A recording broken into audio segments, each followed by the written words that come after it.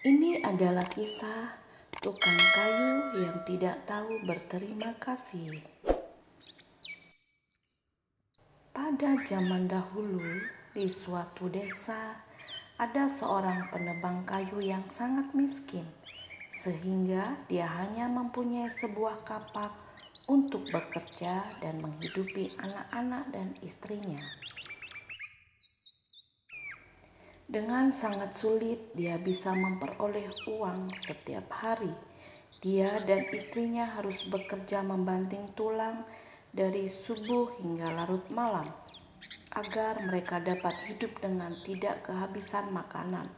Apabila mereka beristirahat, mereka tidak akan mendapatkan apa-apa. Apa yang harus saya lakukan? Saya sekarang sangat lelah. Istri dan anakku tidak memiliki apa-apa untuk dimakan, dan saya sudah tidak sekuat dulu lagi memegang kapak ini untuk memperoleh sekerat roti untuk keluargaku. Ah, begitu buruknya nasib bagi orang miskin ketika mereka dilahirkan ke dunia ini. Sementara dia masih berkeluh kesah, sebuah suara memanggilnya dengan penuh rasa iba. "Apa yang kamu keluhkan?" "Bagaimana saya tidak suka mengeluh apabila saya tidak memiliki makanan," katanya. "Pulanglah ke rumahmu," kata suara itu.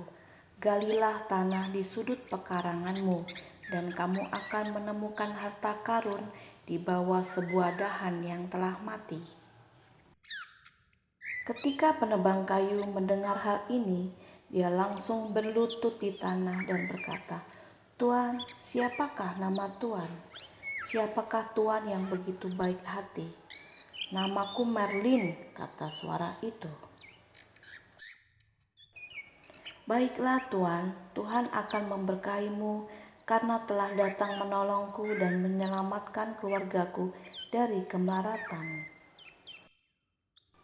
"Pergilah cepat," kata suara itu, "dan dalam 1 tahun kembalilah ke sini dan berikanlah saya penjelasan tentang apa saja yang kamu lakukan dengan uang yang kamu temukan di sudut pekaranganmu." "Tuan, saya akan mengunjungimu dalam 1 tahun ke depan atau setiap hari apabila kamu memerintahkan saya."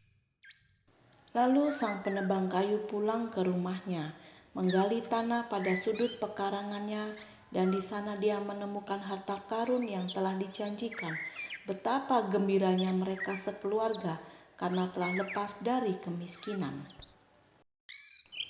Karena tidak ingin tetangganya tahu mengapa mereka tiba-tiba menjadi kaya, dia masih pergi ke dalam hutan dengan membawa kapak, sehingga seolah-olah dia bekerja keras dan secara berlahan-lahan terangkat dari kemiskinan menjadi kemakmuran.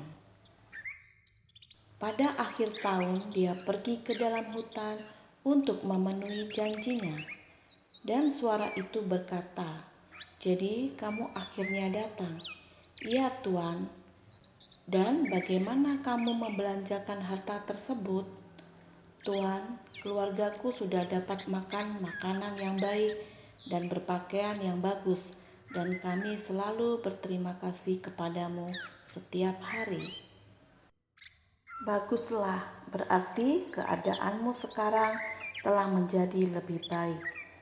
Tetapi katakan padaku, apakah masih ada hal yang kamu inginkan?"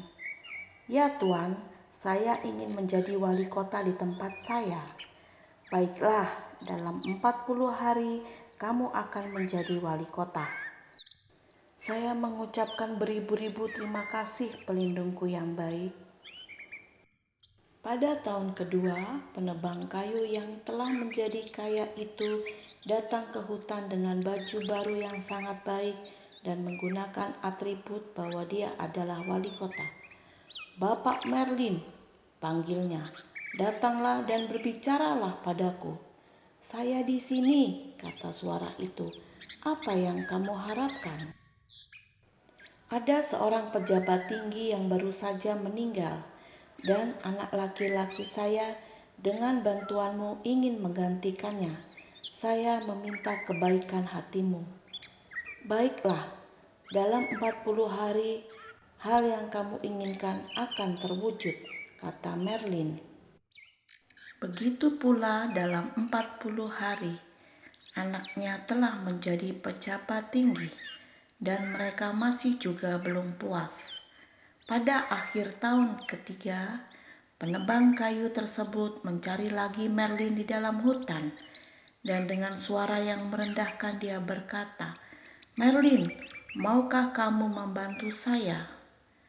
Lalu kata suara itu, "Apa yang kamu kehendaki?" "Putriku berharap agar dapat menikah dengan seorang pejabat," katanya. "Harapanmu akan terwujud," balas Merlin. Dalam 40 hari anak perempuan penebang kayu itu menikah dengan seorang pejabat. Dan begitulah akhirnya waktu terus berlalu hingga pada akhir tahun keempat istrinya yang bijaksana menyuruhnya kembali ke sana untuk berterima kasih.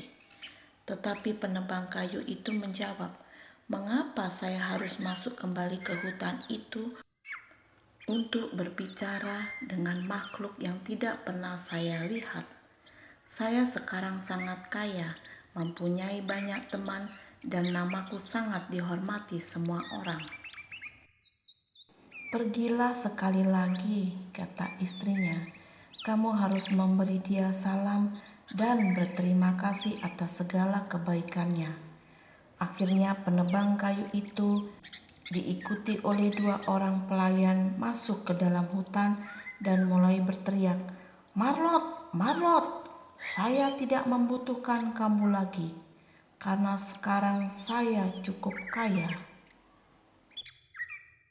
Lalu Marlin membalasnya, "Sepertinya kamu lupa saat kamu masih miskin, tidak cukup makan, dengan hanya berbekal kapak. Kamu dengan susah payah mendapatkan uang setiap hari. Saya memberikan kamu berkah pertama kali, kamu berlutut dengan kedua kakimu dan memanggil saya Tuan. Setelah berkah kedua, kamu hanya memanggil saya Bapak.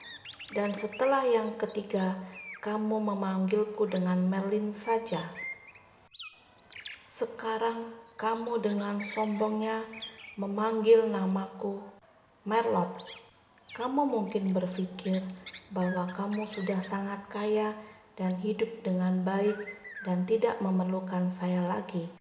Mari kita lihat nanti, selama ini kamu tidak memiliki hati yang baik dan selalu bertindak bodoh. Tetaplah menjadi bodoh dan tetaplah menjadi miskin seperti saat pertama saya bertemu dengan kamu." Penebang kayu itu tertawa terbahak-bahak, mengangkat bahunya dan tidak mempercayai apa yang dikatakan oleh Marlin kepadanya. Dia kembali ke rumahnya, tapi dengan cepat anaknya yang sekarang menjadi pejabat tinggi meninggal. Putrinya yang menjadi istri seorang pejabat juga menderita sakit keras dan akhirnya meninggal.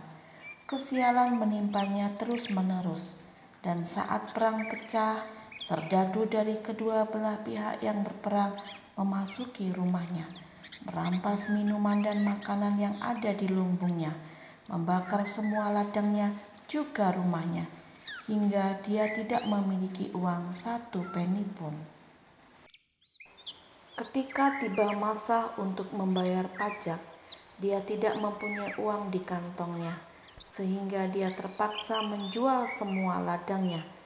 "Lihat," kata penebang kayu yang tidak tahu berterima kasih itu sambil menangis, "saya telah kehilangan semua yang saya miliki.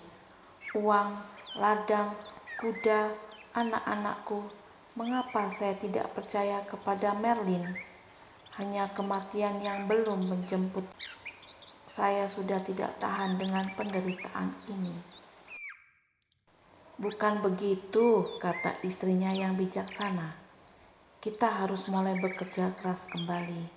"Dengan apa?" kata penebang kayu. "Kita bahkan sudah tidak memiliki seekor keledai pun untuk bekerja."